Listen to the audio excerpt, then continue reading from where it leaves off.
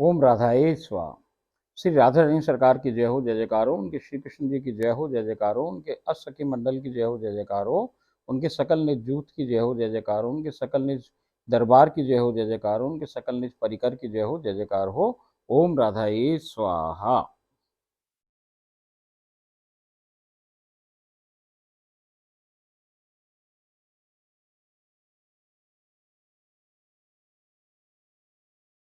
ओम राधाए स्वाहा।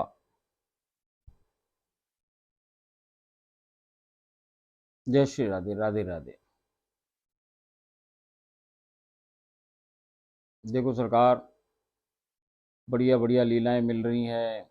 वहाँ का बढ़िया बढ़िया वर्णन, गोलोक का वर्णन मिल रहा है। राधा रानी की कृपा, इससे ज़्यादा और क्या हो सके सरकार। जिस देश में, जो देश हमने देखा नहीं, जहाँ हम जाने नहीं कि वहाँ क्या हो, बड़े बड़े देवी देवता और कोई ना जाने कि वहाँ क्या है, मगर भैया वो अपनी सहचरियों पे, अपने परिकर पे ऐसी कृपा करे कि उसको अपने देश की बात बताए। मगर यहाँ भेद क्या है कि वो जिसको जितना दिखाना चाहे उतना ही दिखाए। इसको पूरा देखना तो किसी के बस की बात ही ना सरकार। कोई ना जाने कि वो क्या है पूरा। पूरा तो कृष्ण भी ना जाने कि भाई क्या है वहाँ पे सब कुछ। वो तो बस केवल समझो कि जो उसकी इच्छा हो जाए, जैसो वो पात्र देखे, जैसी उसने बनाई है, जैसी आपकी प्रेम है, जैसे आपकी स्थिति है वहाँ पे, कैसे आप समर्पण है, कैसे क्या चीज़ है, उस पे सारी कहानी डिपेंड करे। तो भैया वो जो दिखाना चाहे वही दिखाए। बाकी तो भाई साहब किसी की बस की ना कि वो ठकरानी जी के अलावा कि कोई जाने कि वहाँ है क्या क्या। तो ये जो हम आपको बताएं ना, ये तो कोई वहाँ का कोई इंच भर जगह है जो हम आपका इसको बता सकें यहाँ पे। बाकी जाने वहाँ पे क्या क्या है, हमारे संग ये घटित हुआ है तो हम आपको वर्णन करें। भैया दूसरे के संग कछु और घटित हुआ होगा तो वो अपनो वर्णन करे, किसी और के संग और हुआ होगा तो वो अपनो वर्णन करे सरकार। मगर हमारे संग जो घटित है वो आपके सामने प्रस्तुत है, वही हम आपके संग शेयर करें। क्योंकि हमारे से ये कही हमारी राधा रानी सरकार कि ये पात्र है भैया, इसमें भरा हुआ है रस, और मैं तेरे को रोज नया नया रस डालूं इसमें तो ये गिर के बिखर जाएगा, बेकार हो जाएगा। इसको बांट, तू पी ले, छक्के पी ले, तेरों को पिला दे, छक्के पिला दे, और जो बच जाए, जो बाकी अपने हैं वो सबको पिला दे। और भैया अपनों के अलावा और है कौन यहाँ, सब आप और हम सब अपने ही तो हैं, सभी तो राधा हैं। तो जब सब राधा है तो सबको पिलाओ, छक्के पिलाओ भाई, क्यों ना पिलाओ। जिस पे उसकी नजर पड़ेगी उसको वो खींच ले जाएगी। जिस पे नजर ना पड़ेगी तो आज ना पड़ रही तो भैया कल पड़ जाएगी, कल ना पड़ेगी तो फिर परसों पड़ जाएगी। एक ना एक दिन तो सब पे नजर पड़ेगी ही। तो जब उसके लिए हम उसके सामने खड़े हैं, सम्मुख हैं, अब किस पे वो कृपा की कोर कर दे सरकार, ये उसकी इच्छा की बात है। तो हम तो लाइन लगा के खड़े हुए हैं। और लाइन ऐसे ना लगे वहां की एक के पीछे एक की, आपको चेहरा ही नहीं दिख रहा उसको, ऐसा ना हो। यहाँ तो सीधी लाइन है, ऐसे वर्टिकल, सबको वो देख सके, सब उसको देख सके। तो भैया किस पे कब वो नजर डाल दे उसकी उसकी मर्जी की बात है। वो तो वहाँ कहानी दूसरी, वहाँ अपने जैसे संसार जैसी कहानी थोड़ी सरकार, अलग ही कहानी है। अब वो तो देखो क्या हो कि जीव के संग बेचारा उलझा रहे, उसको फिर एक मानव शरीर मिल जाए। जब वो मानव शरीर मिले तो भाई इतने रास्ते हैं, इतने इतने रास्ते हैं, उनसे घूमता फिरता जन्म जन्मांतर तक, करोड़ों जन्मों तक भाई साहब वो घूमता फिरता इधर उधर करके कभी ना कभी गुरु से, गुरु का उसको संपर्क हो जाए भाई साहब। और कोई गुरु है उसको सदगुरु मिल जाए बाद में, और सदगुरु उसको जगत गुरु से मिलवा दे सरकार। जगत गुरु कौन? कन्हैया कृष्ण जी। ये कृष्ण भगवान जब मिल जाए तो भैया वो जगत गुरु, गुरु का, सदगुरु का भी गुरु वही है। तो भैया जब वहां मिल जाए तो गुरु की कहानी अब आगे ना। अब तो वो गुरु सदगुरु में घुस जाता था, और सदगुरु फिर किसमें? जगत गुरु में घुस गया सरकार। अब कृष्ण ही जगत आपका सदगुरु है, और कृष्ण ही आपका इष्ट है। अब वो जो कृष्ण है वो आपको जब दूसरी अपने आगे वाली कहानी पे ले जाए, राधा रानी सरकार से मिलाने पल्ली पार ले जाए, दूसरे लोग ले जाए सरकार, तो वहां कृष्ण की भी गुरु राधा रानी है। तो फिर अब वो राधा रानी जब वहां गुरु है तो भाई साहब वो कृष्ण भी उसमें ही समा जाए। तो अब गुरु कौन हुआ? अब गुरु राधा रानी सरकार है, जो कि कृष्ण की, जगत गुरु की भी जो गुरु है वो राधा रानी सरकार है। तो सबकी गुरु कौन बन जाए? राधा रानी सरकार बन जाए सरकार। तो ये भक्ति तक सदगुरु का रोल रहता है उसके शरीर में, उसके रूप में। उसके उपदेश के रूप में। फिर तो जो आगे का उपदेश है वो तो कान्हा ही करे सरकार, और कान्हा के बाद भी जो सबके बाद का उपदेश है भाई साहब, वो तो राधा रानी सरकार स्वयं करें। तो हम तो भैया उनके आदेशों के गुलाम हैं, हम उसके नौकर हैं, हम उसके आदेशों का पालन करें सरकार। ये जो कछु मैं बोलूं आपसे, जो कछु बातें करूं, अब ये शास्त्र में है कि नहीं है, कि क्या है क्या नहीं, हम कछु ना जाने सरकार यहाँ का। हम संसार की बात कतई नहीं जानते, हम इस शरीर की बात कुछ नहीं करते आपसे, हम इस कपड़े की कोई बात नहीं करते, पांच भौतिक शरीर की, ना वो कारण शरीर की करें, ना भाई साहब सूक्ष्म शरीर की करें। हम तो केवल हमारे अंतर मन की बात करते हैं, जो अंदर जो अपना अपन है, जो स्वयं है, हम जो कौन है, राधा है, हम राधा की बात करें आपसे। तो भैया राधा कहाँ रहे, राधा नित्य वृंदावन नित्य गोलोक में रहे, तो हम तो सारी बात उसकी करें। तो इन बातों को, मेरी बातों को संसारिक तौर से कतई मत समझना सरकार। संसार में क्या हो रहा है, कौन क्या कह रहा है, वो सब संसार की बात संसार वाले जाने सरकार। हम तो आपसे हमारे देश की बात करें, जहाँ के हम निवासी, वहाँ की हम बात करें। तो इन सारी बातों को आपके खूब समझ में आए तब तो मानो, और ना समझ में आए तो भैया मत मानो, इसको कहानी मान लो, मेरी मूर्खता मान लो, हमारा कोई सपना मान लो, हमारी कोई मनगढ़ंत कहानी मान लो, कुछ भी मान लो, मगर इसको सुनोगे तो आपको लाभ ही होगा, नुकसान नहीं हो रहा, ये मैं आपको बता दूं। तो आपके जो जीव में आए वो करो, जिस स्तर पे आप हो भैया, अब वो तो राधा रानी की कृपा हो जाए तभी ये बात सारी समझ में आए। बाकी तो भाई किसी के बस की, जीव के बस की तो बात है ना, कि वो समझ सके अपने आप की ये है क्या कहानी, ये क्या बता रहा है आपको सामने बैठा वाला आदमी। मगर भैया वो सत्य का देश है, वहाँ सब कछु सत्य है। आप और हम कहाँ बैठे हैं इस समय, ये सब अनित्य में बैठे हैं, असत्य में बैठे हैं, झूठ में बैठे हैं, दर्पण में बैठे हैं। तो हमें यही सब सच नजर आ रहा है, जो कुछ हम देख रहे हैं ये सब कछु झूठ है। सच तो उधर है, दूसरी तरफ पल्ली पार है, जहां से राधा रानी सरकार बैठे, वही छांटे, और वही भैया सच के देश में ले जाए। तो ये सारी कहानी हम भीतर की कर रहे हैं, भीतर की बातें हैं, और निराली इसलिए लगे आपको, डिफरेंट इसलिए लगे, अपोजिट इसलिए लगे, कि भैया दूसरे देश की बातें हैं, दूसरे लोक की बातें हैं। अब वहाँ लोक में सभी को जाना है, आज नहीं तो कल, कल नहीं तो परसों, और परसों नहीं तो बरसों, और बरसों नहीं तो जन्मों। भैया इसी प्रकार से ये कहानी है। तो अपन को उस देश के पहुंचना ही पहुंचना है, तो हम तो उस देश की बात करें।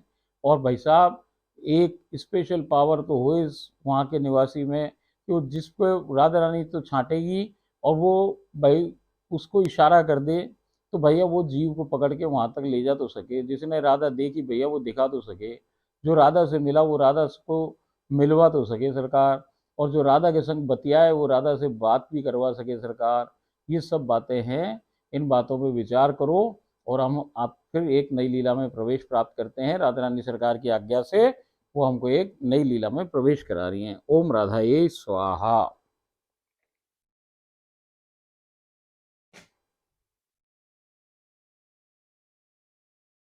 कल हमने श्री लीला 95 95 में हमको राधा रानी सरकार ले गई थी, आज हम श्री लीला 96 में प्रवेश प्राप्त कर रहे हैं।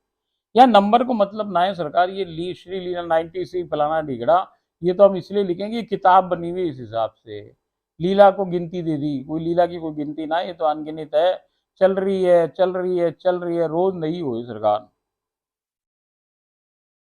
आज प्रातःकाल मानसी सेवा में बैठने के साथ ही प्रकट श्री जी उनके कानों के श्री चरणों को स्पर्श कर चूमा चूसा व चाटा है, असखी मंडल को सादर दंडवत किया है। आज मेरा चित्त बिल्कुल भी स्वस्थ महसूस नहीं कर रहा है, अनुभव नहीं कर रहा है।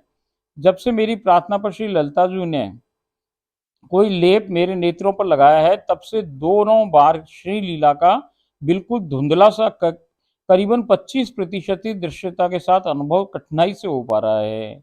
मेरी खिन्न चित्तवृत्ति निरख आपसी ने पूछा कि क्या हुआ है। मैंने कहा कि आज मेरी मनोदशा अच्छी नहीं है। आपसी से निवेदन है कि मुझे आलिंगनबद्ध कर प्रेम प्रदान कीजिए। आपसी ने आनंद फानंद में उठकर मुझे अपनी श्री बाहों में भर बहुत प्रेम प्रदान कर अनेकों बार चूमा है।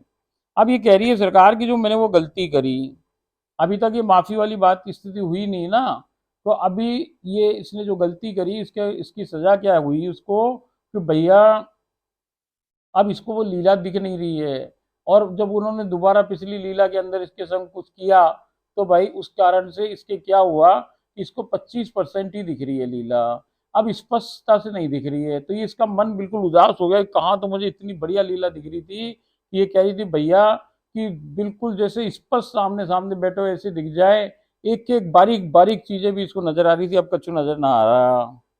तो उन्होंने इसने रिक्वेस्ट करी, उनको कहा कि आलिंगन मत करो, वो उठ के आई हैं और उसको खूब चूमाया, खूब उसको आलिंगन मत किया है।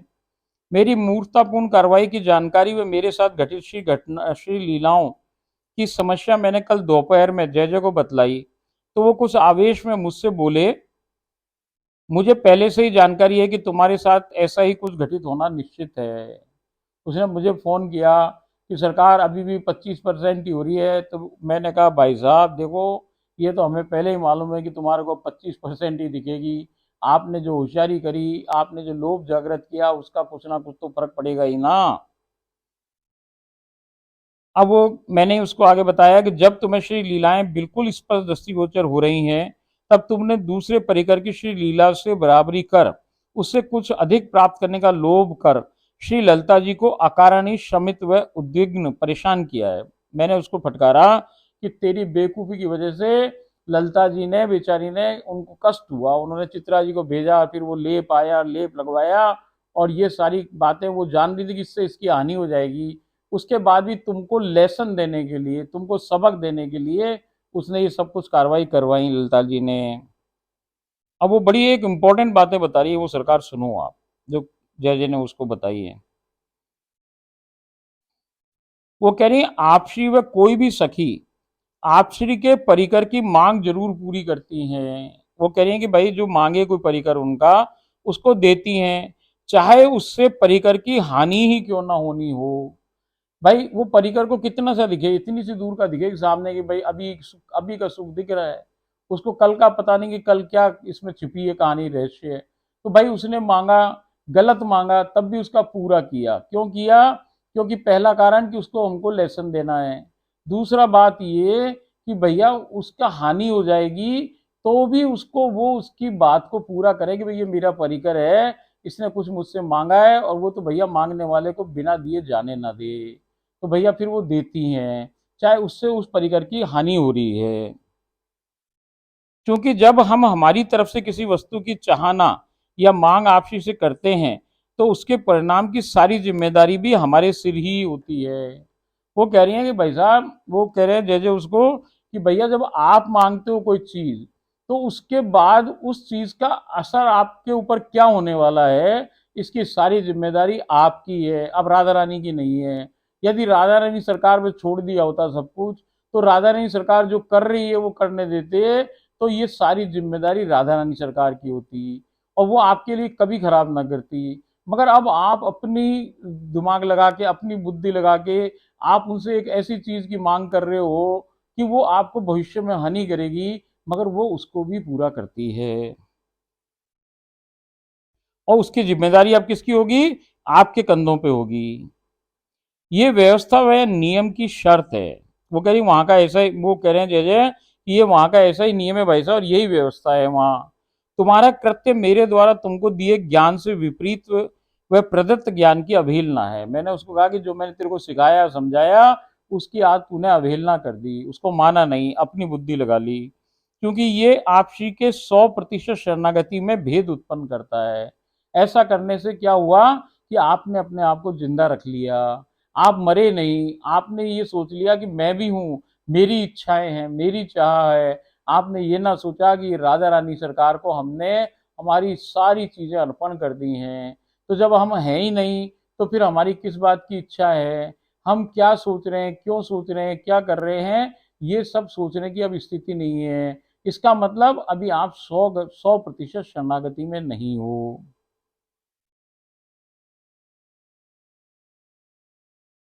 हमें सब कुछ आपसी पर 100% छोड़ देना चाहिए, उन पर संपूर्ण समर्पित व पूर्ण रूपेण आश्रित होना चाहिए।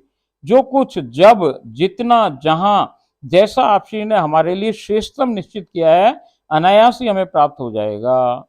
अब भैया जो कुछ भी उसने सोचा है, जितना सोचा है, जैसा सोचा है, जो कुछ भी किया है, वो आपकी भलाई के लिए, वो आपके लिए श्रेष्ठ चीज है, वो अपना आप ही आपको मिल जाएगी। हमारी अपनी ओर से मांग करना हमारी सबसे बड़ी धृष्टता वह मूर्खता का परिचायक है। यदि हम हमारी मांग रख रहे हैं उसको कोई, तो हमारी सबसे बड़ी बेवकूफी और मूर्खता का परिचायक है। विशेषकर जब दूसरे को प्राप्त कृपा से तुलना कर आपको प्राप्य कृपा जैसी ही कृपा को स्वयं पाने का लोभ किया जाए। जैसे एक परिकर को, वो विभोरी जी को जो मिला वो तुम मांगने लग गए, तो भैया ये तो और भी बड़ी बेवकूफी हो गई कि भैया उसको जो प्राप्त है वो मुझे प्राप्त हो जाए। ये तो लोभ हो गया ना, ये तो संसार का नियम हो गया कि भाई एक के पास कार है, कार मेरे को भी मिल जाए, उसके पास वो करोड़पति है, मैं भी करोड़पति हो जाऊं। तो ये तो फिर गलत बात हो गई, ये संसार का नियम हो गया। जबकि दूसरे को दी गई कृपा केवल उसकी पात्रता के अनुसार, वह आपसी की इच्छा अनुसार ही उसे प्रदत्त है। वो कह रहे हैं कि जो चीज दूसरे को प्राप्त है वो भैया उनकी इच्छा के अनुसार है, उसमें आपकी इच्छा नहीं चल रही। ये तो संसारिक लोभ हुआ, जो कि पतन का सर्वोपरि व मूल कारण होता है। वो कह रही इससे तो पतन हो जाएगा आपका। ये आपका यही सबसे बड़ा कारण है कि आपने अभी मरे नहीं। हाँ, हमें आध्यात्मिक लोभ सदा जागृत रखना चाहिए। अब जो आध्यात्मिक लोभ है कि मैं जहां खड़ा हूं इससे आगे बढ़ूं, ऐसा लोभ तो बहुत हमेशा जागृत रखना चाहिए। हाँ, हमें आध्यात्मिक लोभ सदा जागृत रखना चाहिए। जहां खड़े हैं, जो प्राप्त है उससे अधिक पाने की इच्छा से आपसी को की गई मांग, वह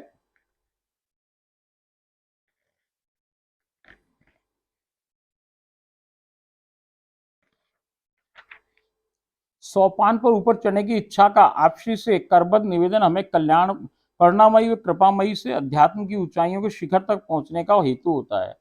भाई अब आपने किसी दूसरे से तो कंपेयर नहीं किया, मगर खुद तो चाह रहे हो कि भाई मैं और आगे बढ़ जाऊं, और पास जाऊं राधा रानी के, और पास जाऊं, मेरा और प्रेम बढ़ जाए, और प्रेम बढ़ जाए, इनको मैं और सुख देख पाऊं, ये सब कर पाऊं। तो ये क्या है? ये लोभ है। किस चीज का? अध्यात्म लोभ है।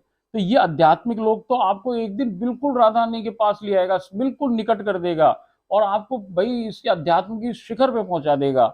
ये लोभ तो बिल्कुल अति उत्तम है, मगर आप कंपेयर करो कि उसको मिला मुझे मिले, ये फिर खराब हो गया। तुम्हें पता होना चाहिए कि आप श्री त्रुटि करने वाले परिकर को उसकी की गई त्रुटि का अनुभव ही नहीं होने देती हैं।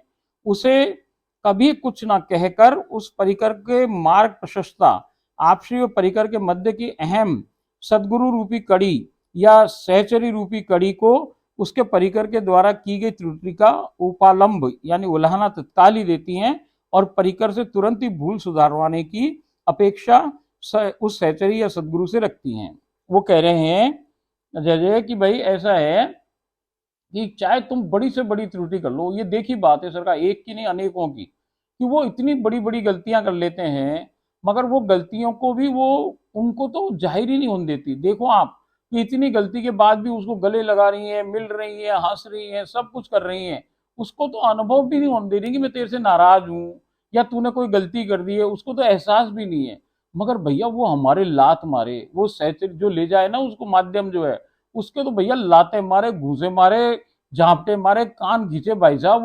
वो कहे कि तू पागल है, तूने क्या ज्ञान दिया, इसको ज्ञान ही नहीं है, अभी तूने आधा अधूरा ज्ञान दिया है, ये कैसे गलती कर गई इससे। तो भैया सारी डांट फटकार किसको मिले? उस माध्यम को मिले, उस सहचरी को मिले, उस सदगुरु को मिले जो ये जिसका शिष्य है।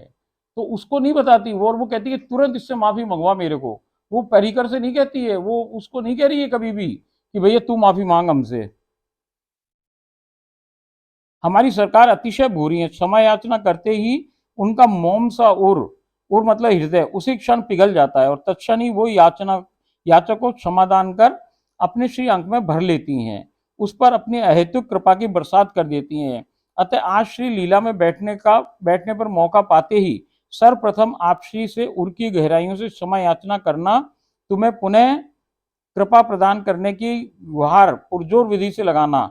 आपसी अतिशय कृपामयी है, भरोसा रखो तत्काल ही सब कुछ पूर्ववत हो जाएगा। मैंने उससे कही भैया कि तू अपने बिल्कुल मन लगा के अंदर की गहराइयों से दिल की और उनसे क्षमा याचना करना, और कहना कि मैं दोबारा कभी गलती नहीं करूंगी, कृपया मुझे माफ करो, और भैया वो सारी चीज मुझे दोबारा प्रदान करो। तो मैंने कहा कि भाई वो बहुत करुणामयी है, कृपामयी है, और वो राजी हो जाएगी और सब बिल्कुल तेरा ठीक हो जाएगा। मुझे आपने लीला में प्रवेश करने का सौभाग्य प्रदान किया है। आपसी उनके कान्हा गोलोक में उसी छतरी वाले स्थान पर जहां कल बैठे थे सिंहासन पर विराजमान हो बतियाने में व्यस्त हैं। आपसी ने संकेत दे मुझे कुछ समयावधि तक प्रतीक्षा करने की आज्ञा दी। ये बोलना चाह रही है मगर उन्होंने इसको पढ़ लिया। उन्होंने कहा रुक जाओ, अभी चुपचाप बैठी रहो, हम बात कर रहे हैं। मैं आपसी के निकट ही थाड़ी बही हूँ। आपसी के कान्हा कुछ समयावधि के पश्चात वहां से चले गए हैं। मैं जैसे बताई वो चले जाएं जब ये दोनों बात करें। मैं पुनः संकेत पर आपसी के श्री चरणों में अपने शीश को धर पुरजोर विलाप कर रही हूँ। अब ये चिल्ला चिल्ला के रोने लग गई उनके पैरों में। आपसी से बारंबार मेरी मूर्खता पर पश्चाताप कर क्षमा याचना कर रही हूँ। कुछ समयावधि के उपरांत आपसी ने झुककर मुझे प्रेम पूर्वक ऊपर खींच लिया है। मेरे अश्रुपूरित नेत्रों को प्रक्षालित कर चूमा चूसा व चाटा है। अब देखो सरकार, वो उसको चूम भी रही है और उनको जो वो चाट रही है, जो आंसू गिर रहे हैं ना उसके गीता बावरी के, उसको वो कौन चाट रहा है? राधा रानी सरकार चाट रही है। किसके? एक नौकरानी के। वो चाट रही है आंसुओं को और वो पहुंच रही है अपने जीप से ही उसको कि भैया ये चुप हो जाए, इसके आंसू गिरे ना नीचे। एक एक आंसू उनके लिए बड़ा मूल्यवान है सरकार। आपका एक आंसू राधा रानी के लिए गिर जाए तो समझो राधा रानी पिघल करके आप पे बावरी हो जाती है। वो तो सोचती है कि बस इसने मेरे को जाने क्या प्रदान कर दिया। तो भगवान के नाम, राधा के नाम, कृष्ण के नाम जब एक जीव का एक आंसू भी निकलता है ना, उसका भैया वो करोड़ों गुना उसको भाई साहब अपनी कृपा प्रदान कर देते हैं। आपसी ने कहा कि श्री लीलाओं में एक दूसरे परिकर से तुलना करना, एक सा पाने का लोभ करना दुर्भावना व कृत्य की श्रेणी में आता है। हर परिकर को प्राप्त, अब इसने बोला नहीं है कुछ भी मगर फिर वो कह रही हैं, हर परिकर को प्राप्त कृपा का बिल्कुल पृथक अलग विधान होता है जो कि उस परिकर की मेरे प्रति अब किस बात पे निर्भर है। देखो सरकार, वहां पे आगे बढ़ना, वो कह रहे हैं मेरे प्रति प्रीति यानी प्रेम कितना है उसका मेरे पास, मेरे पर निष्ठा कितनी है, भरोसा कितना है, समर्पण कितना है, सहजता कितनी है, शरणागति कितनी है, लगन कितनी है, परिकर से परिकर का प्रेम भाव कितना है, जीव से जीव को कितना प्रेम है। हाँ हाँ। और आगे बढ़ने का आध्यात्मिक लोभ कितना है, उसकी अनगिनत छोटी बड़ी चेष्टाओं से निर्धारित पात्रता पर निर्भर होता है। ये सारी बातों से उसकी पात्रता बनाती हैं, वो उसका प्रमोशन करती हैं।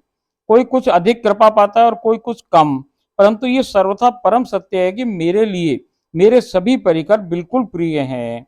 तुम्हें सदा तुम्हें सदा प्राप्य कृपा पर परमानंद से परिपूर्ण रहना चाहिए। अपने चीज पे परिपूर्ण रहो। किसी अन्य को क्या कम या ज्यादा प्राप्त है उससे तुलनात्मक बुद्धि कदापि नहीं रखनी चाहिए। इस सारे उपदेश देने के अंतराल आपसे अविरल मुझसे स्नेह कर रही हैं, मेरी केश राशि को अपने श्री हस्त कमल से सहला रही हैं। मैं कुछ समयावधि तक इसी मुद्रा में बैठी रही हूँ, तभी श्री लीला में विराम आ गया और मैं आप श्री के चरणों को स्पर्श कर पुनः संसार में आ गई हूँ। देखो सरकार, जैसे कोई दो हों और एक के घर में केले का पेड़ है और एक के घर में आम का पेड़ है, तो भाई वो आम वाला ये सोचे कि वो केला ज्यादा बढ़िया है, हमको केला मिल जाए, और भैया वो केले वाला सोचे कि नहीं आम बढ़िया है, हमें आम मिल जाए। या कोई कहे कि भाई हमको आम तो मिल ही रहा है, हमको केला भी मिल जाए। या केला वाला सोचे कि हमको केला तो प्राप्त ही, आम भी मिल जाए। ये सारी स्थितियां बिल्कुल खराब हैं। अरे भाई तेरे को केला मिला है, तू केला खा, मस्त रहे, केले का आनंद ले। दूसरे को आम मिला, खाने दे भाई। और वो आम वाला आम ही खाए ना, उसको केले का क्या लेन देन है।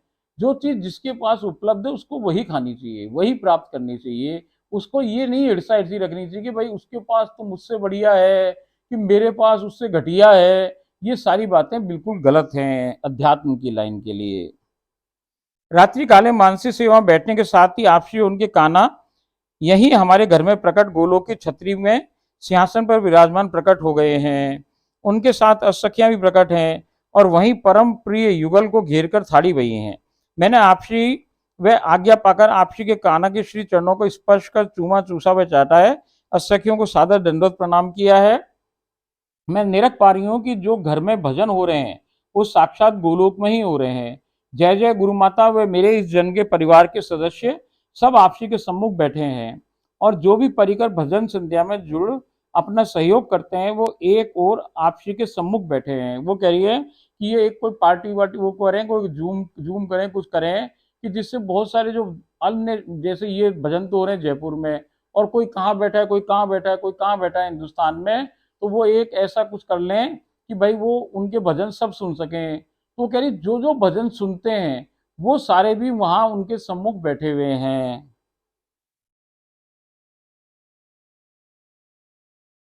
अब सब संपूर्ण साजो सामान के संग पूर्ण रूपेण तल्लीन पूर्वक भजन गायन में संलग्न है। आप श्री सभी के शीश पर बारी बारी से बारंबार अपना श्री हस्त कमल धर प्रेम लुटा रही हैं। मैं उन सबके पीछे की ओर आप श्री के सम्मुख आप श्री के परम करुणा मूर्ति स्वरूप पर निहाल व न्यौछावर हो प्रेमाशियों की सतत धारा प्रवाहित कर रही हूँ और विलाप कर रही हूँ। ये पीछे खड़ी हुई है और ये देख देखे कि भाई देखो सब पे कितना प्रेम बरसा रही हैं, और इसका और रोना आ रहा है, और ये रो रही है वहां पे बैठी बैठी। मेरी इस अवस्था को निरख आपसी अपने सिंहासन से उठकर मेरे समीप आई हैं और मुझे चूमकर मेरे प्रेमासनों को अपनी जिह्वा से चाटकर प्रक्षालित किया है। और फिर भैया इसके जो आंसू गिर रहे हैं तड़ातड़, उनको वो अपनी जीभ से पी रही हैं, उनको साफ कर रही हैं, और फिर वो जाकर अपने स्थान पे बैठ गई हैं। इधर कुछ समयावधि से मेरे 10-12 परिवार के सदस्यों को कोविड-19 नामक बीमारी ने ग्रसित कर उद्विग्न कर रखा है। उन सभी को मैंने आज्ञा प्राप्त कर वहीं बुला लिया है। सब पंक्तिबद्ध हो आपसी के सम्मुख विराजमान हो गए हैं। आपसी ने अपने दाहिने श्री हस्तकमल को आशीर्वाद मुद्रा में उठाया है। अचानक चमत्कारिक रीति से उनकी श्री हथेली के मध्य भाग से एक परम तेजस्वी चकाचौंध युक्त प्रकाश पुंज निकसा है, जो कि वहां विराजित सभी रोगग्रस्त परिवार परिकर पर आच्छादित हो प्रत्येक परिकर के शरीर में प्रवेश कर गया है। भजन संध्या विश्राम को प्राप्त हो चुकी है। सभी रोगग्रस्त परिकर अचानक लुप्त हो गए हैं।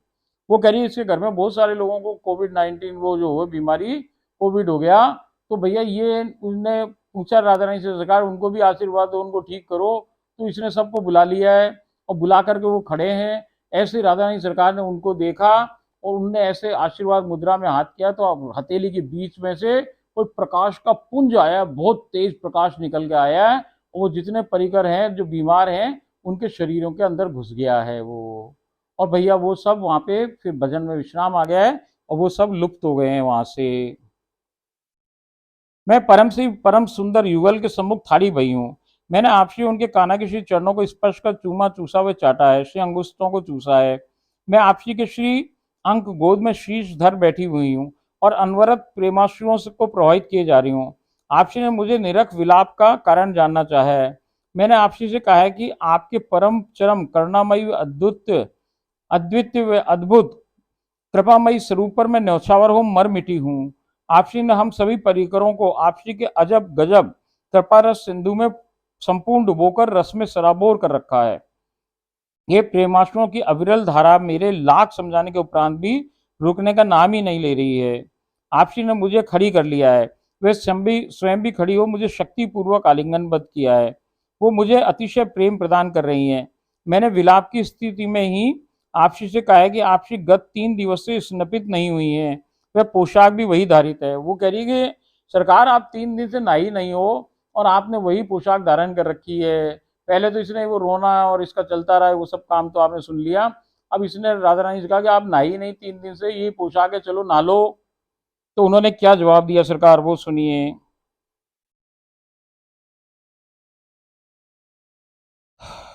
आपसी ने कुछ अनमने होकर कहा, स्नपित होना कोई आवश्यक कार्य नहीं है, तुम मेरे केवल चरणों का मर्दन कर दो। मैंने तुरंत परम सुरभित तेल ला आपसी के श्री चरणों का तेल मर्दन कर दिया है। देखो सरकार, अब ये गुप्त बात है यहाँ पे। गुप्त बात क्या है कि उनका शरीर ऐसा है ही ना कि कोई जिसको निलाया जा सके। ये तो केवल जीव को जो कि मानव आकार में, वो मानव आकार में रोज नहाए भाई साहब, तो इसलिए वो भी नहाए वहां पे रोज। वो कह रही है हमें कोई नहाने वाने की कोई जरूरत ना, हम कोई नहाने वाने वाला शरीर ही ना है हमारा। वो ये बातें बोल ना रहा है, मैं आपको उनका अर्थ बता रहा हूँ। वो ये कह रही है कि भाई मेरा शरीर ही कुछ अलग तरह का है, ना हम नहाए ना धोए ना हम कपड़े पहने ना कछु ना करें, भैया ये सब कुछ अपने आप ही हो जाए। ना हम कोई भोग पाए ना कुछ पाए, ना सोए ना जगे, हम तो परमानेंट ही जगे हुए हैं। तो भैया ऐसी सब कहानी, वो शरीर दूसरा है। तो यही बात वो कह रही है अनमने मन से कि भाई वो पूछ रही नहा लो, वो कह रही कि नहाने की कोई जरूरत ना हमें। अब तुम तो मेरे पैरों में तेल लगाओ, तेल की मालिश करो।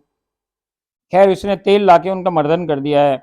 अचानक आपसी ने कहा कि तुम्हारी चाहना मुझे स्नपित करने की है तो चलो मुझे स्नपित करवा दो। ये अचानक वो खड़ी हो गई हैं और कह रही हैं आज चल तू मुझे नहलाना चाहती है, चल चलो नहाने चलो।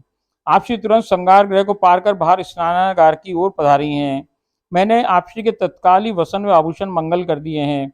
स्नान हेतु हल्का सा वसन धारण करा दिया है। आपसी को प्रभाती करवाकर अंग मर्दन वाले स्थान पर ला शीतलता प्रदान करने की क्षमता युक्त अतिशय सुरभित दिव्य व अनोखे तेल से आपसी के श्री केश राशि के एक एक केश को हाथी दांत की परम चरम सुंदर नक्काशीदार कंघी से पृथक कर भली भांति तेल लगाया है।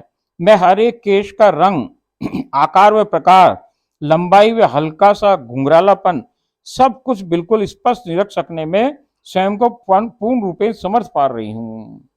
अब ये जब वो उनको मालिश करने वाली जगह लाई सरकार, तो इन्होंने उसने क्या किया कि एक ऐसा तेल लाई है कि जो ठंडा है, सर में लगाने से उसमें अंदर ठंड जाए और वो बहुत सुगंधित है और बहुत ही उसमें से खुशबू खुशबू आ रही है और बहुत ही परम दिव्य कोई तेल है।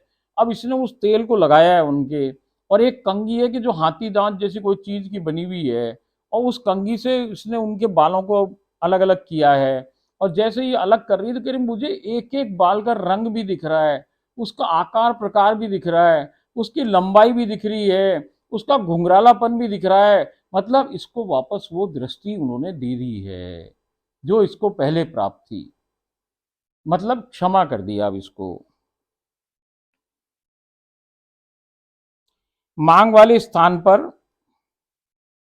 अब जो दोनों तरफ इसने करी, बीच का मांग का स्थान हो गया बालों के बीच में, कि तेल की फिसलती हर एक बूंद बिल्कुल स्पष्ट दृष्टिगोचर हो रही है। वो कह रही है कि मैं यहाँ जब तेल डाल रही हूँ तो वो तेल बूंदों से नीचे की तरफ आ रहा है, और जब वो आ रहा है तो वो बूंद भी उसको नजर आ रही है।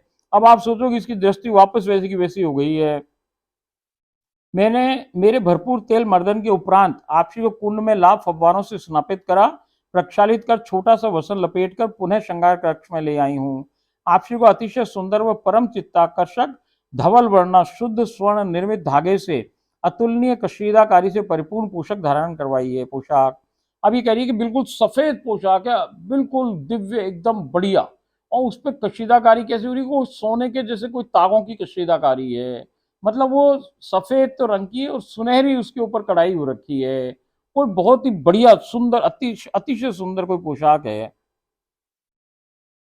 आपसी के संपूर्ण श्री अंगों को शुद्ध धवलतम मोतियों व हीरा मणि से जड़ित आभूषण अलंकृत किया है। आभूषणों से आज करिए उनने जो जेवरी पहने वो भी सफेद मोतियों के हैं और भैया हीरों के हैं, हीरा मणि से हैं, तो वो पूरे सफेद पे सफेद पूरा वो आभूषण है।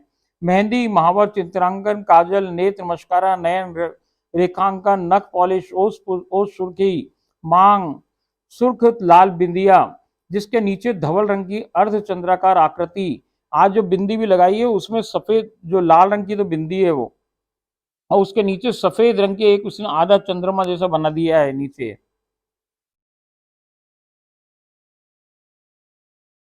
नजर का डिटोना लगा दिया इत्यादि से सब चीजों से पूर्ण संस्कारित कर दिया है।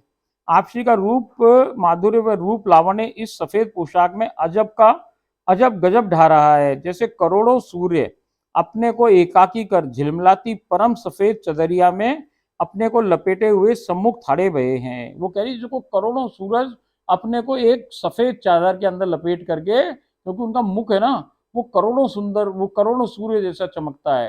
तो वो जो उनकी पोशाक है वो तो सफेद रंग की है, तो वो वर्णन ऐसे कर रही है कि जैसे को करोड़ों सूरज एक संग इकट्ठे हो गए हों, और उनमें से जो आभा प्रभा निकल रही है वो तो उनके मुखमंडल से निकल रही है, और जैसे कोई चादर लपेट रखी हो, व्हाइट बादलों की जो चादर हुए, ऐसी चादर कोई लपेटी हुई सी उसको ऐसा उनका वर्णन कर रही है। आपसी का अतिशय सुंदर धवल पोशाक में लिपटा विग्रह ऐसा जान पड़ता है जैसे सफेद शरद पूर्णिमा के झकाझक सफेदी की चमकार लिए जगमगाते चंदा व तारों के झुरमुट को अपने में समेटे हुए आकाश में बरबसी कोई स्वर्णिम चमक युक्त अद्भुत दामिनी कौंध गई हो। वो कह रही है कि भाई ऐसा लग रहा है कि शरद पूर्णिमा का चांद जैसे हो, ऐसे कोई कई सारे शरद पूर्णिमा के, करोड़ों शरद पूर्णिमा के चांद हो जाएं, ऐसी रोशनी और वहाँ के जो सितारे चांद सितारे हैं वो सब मिलकर के की चमक है, वो पोशाक तो ऐसी लग रही है। और उसमें अचानक जैसे कोई बिजली कौंध जाए, ऐसे उनका मुख कमल ऐसा दिख रहा है। 3 लोक 14 भुवनों में, भुवना का कोई भी निवासी वो क्या कह रही है आगे कि 3 लोक 14 भुवनों का कोई भी निवासी यदि इस परम अनोखे अनूठे व अद्वितीय रूप को अपरिमित खजाने को नजर भर निरख ले तो सुदबुद बिसरा सदा के लिए बोरा कर धरनी पर अचेत तो मूर्छा को प्राप्त हो जाएगा। आज यहाँ पर ही श्री लीला को विराम प्राप्त हो गया है। मैं श्री चरणों को स्पर्श कर पुनः वापस आ गई हूँ। देखो सरकार, वो कह रही है कि कोई संसारी जीव इस सुंदरता को देख लेना, पलक भर, बस एक क्षण के लिए भी देख ले, तो सरकार वो देखते ही जिंदगी भर के लिए पागल हो जाए। पागल क्या हो जाए, वो मूर्छित हो जाए और वैसे समाधि लग जाए उसकी। वो ऐसी कंडीशन में हो जाए कि वो बिल्कुल कुछ सुध बुध ही खो दे, ऐसी स्थिति में हो जाए, जिंदगी भर बोरा ऐसा ही फिले वो, केवल एक झलक भी देख ले इसकी। तो ये सब कैसे देख पाए, ये सखियां हैं, अंतरंग सखी है, सहचरियां हैं, किंकरियां मंजरियां कैसे देख पा रही हैं? ये राधा रानी की कृपा से देख पा रही हैं। ये सब राधा रानी बन गई हैं, इसलिए देख रही है, जीव के बस की बात ना है सरकार।